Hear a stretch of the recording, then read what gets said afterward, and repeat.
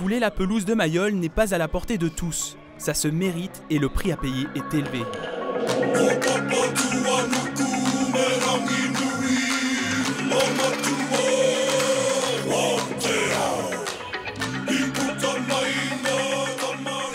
Les jeunes du centre de formation se transforment en machines à muscles, un travail sur le long terme.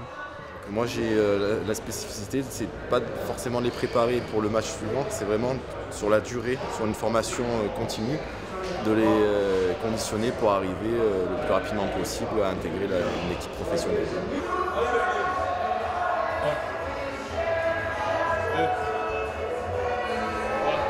Le centre de formation accueille des jeunes âgés de 16 à 24 ans qui possèdent déjà un fort potentiel rugbystique.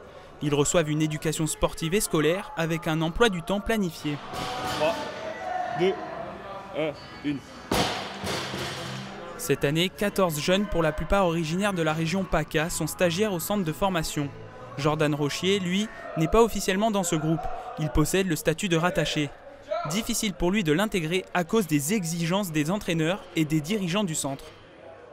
Et cette année, je pensais rentrer au centre de formation.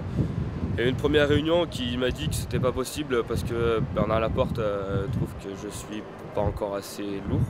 Et lui, il veut des prototypes à chaque poste en fait. Donc il y a une deuxième réunion qui va se faire avant la fin de la saison, à voir aussi bien si je rentre ou pas. Mais il y en a qui ça fait plusieurs années qu'ils sont rattachés et que c'est la troisième année et ils n'ont toujours pas d'évolution. Là, je pense que pour eux, ça doit être pesant quand même. En plus des directives sportives, s'accompagne un conditionnement médiatique. Olivier Baudon, directeur du centre de formation, met aussi l'accent sur la communication externe des jeunes joueurs. On essaie de faire notamment des exercices de média training pour apprendre à parler devant une caméra, à s'exprimer correctement, voilà, de donner une image qui correspond à celle qui développe d'habitude, qui renvoie d'habitude.